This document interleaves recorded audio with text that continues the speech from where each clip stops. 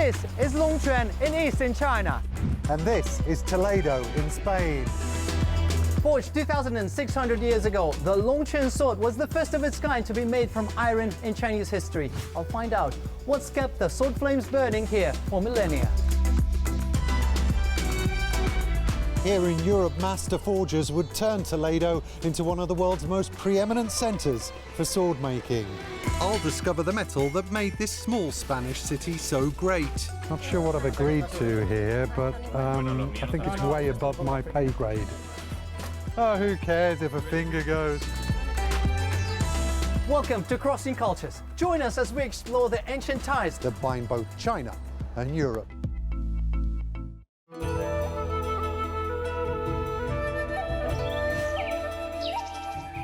The Longquan Sword is one of China's most iconic weapons. Listed as a national intangible cultural heritage item, to this day, master swordsmiths still follow the ancient forging tradition. The unique minerals or iron sand found in Longquan are what gives the blades here their extra resilience and strength. 如果要做一把剑的话，你需要多少斤这个铁砂？大致上要30-40斤铁砂。我可以试一下吗？可以啊。So circular movement.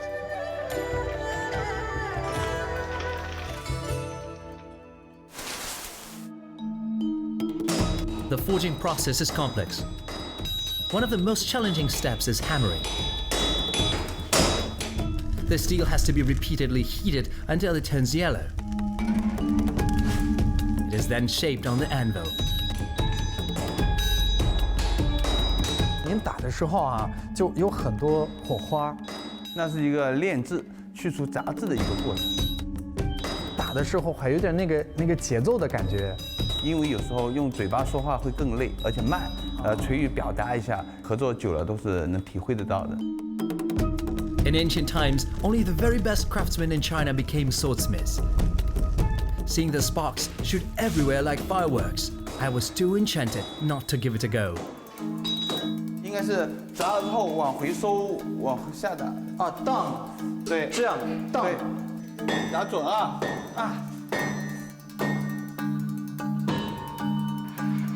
Once hammered, a special knife is used to shape and grind the sides of the blade. Getting the right balance is a real challenge. The swordsmith uses all his skill to alter both the thickness and the angle. The blade is then reheated and quenched before being polished and later decorated. Hu Xiaojun is one of the Longquan's most renowned swordsmiths. Passionate about tradition, he has revived many of the ancient techniques. His famous swords of heaven are forged from meteoric iron. 这个叫做维斯台登纹，是经过亿万年慢慢的冷却形成的铁镍结晶。它这种成分，它是非常的复杂的。Oh, look at that! 这样漂亮。Yeah, when the light reflects, it's so beautiful. Look at those waves.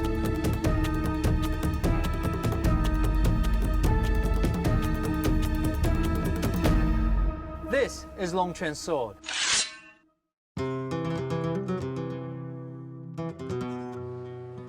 Famed since Roman times, the quality of Toledo steel made it a hotbed for sword making. Bladesmiths here spent centuries refining the forging process, a secret that would make the swords from this part of Spain feared and revered all over the world. Julio is the city's only master forger still making swords by hand, one of the last links to a tradition stretching back more than 2 millennia. Julio, what was so different about Toledo steel?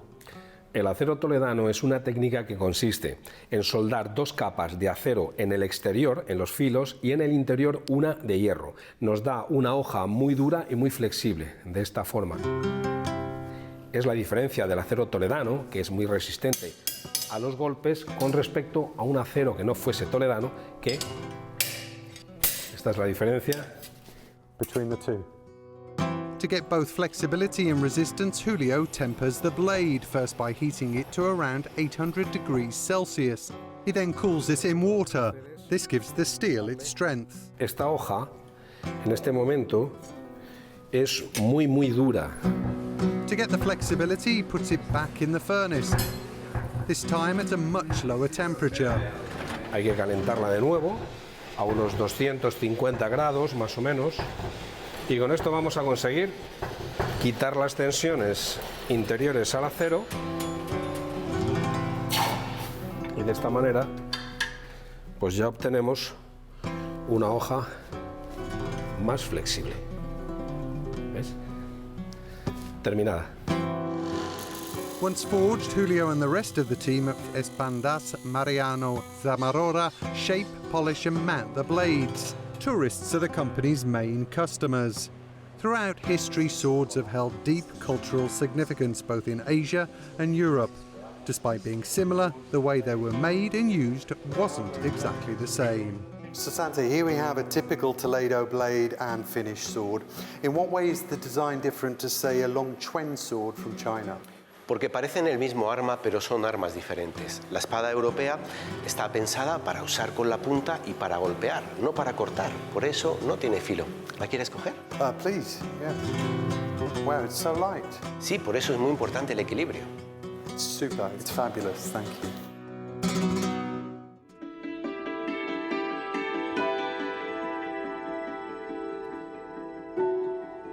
There is an old saying in China that a fine dance has to have a fine prop.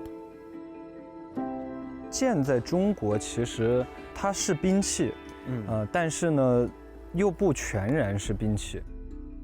It's why dancers in China are often seen with something in their hands. This enhances the message they want to convey. 剑它也不是独立存在的，它在文化里。 Swords are a popular choice for this. They magnify the portrayal of different emotions and also signify the different personality and status of the character. 如何把这个兵器的东西转换成礼仪的语言，这也是孔子对剑的理解。到了李白，其实是以剑作笔，用剑在书写他的诗歌。散尽，还复来。艺术最后还要把它归于到文化的内容上面去，最后是精神的体现。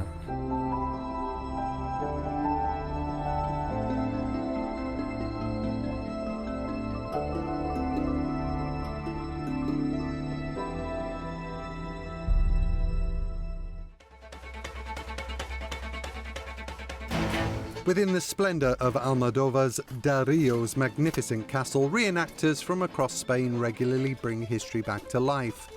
From the fighting to the armour and weapons, medieval combat group Bohard Zona Sur pays meticulous attention to detail in order to recreate the past.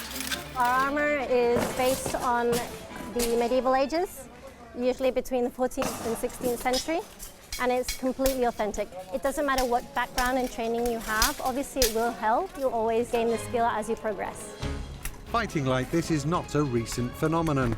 Even in times gone by, nobles and knights would train for fun.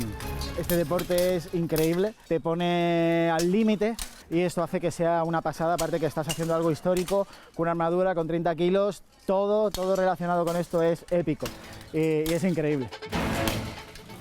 But be warned, this isn't for the faint-hearted, something I soon found out for myself. Oh my God. I can't see a thing. What do I do? Just hope. I don't think this fight's going to last very long.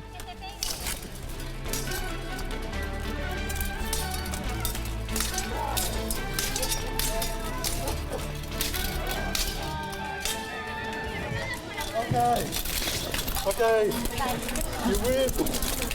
Oh. I can't breathe. Oh, that is amazing.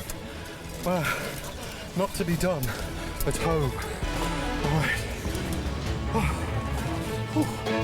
So there you go, a small slice of Toledo's sword-making story. For now, it's goodbye from me here in Spain. That's it for this edition of Crossing Cultures. For more stories like this, just head to our webpage. In the meantime, thanks for watching.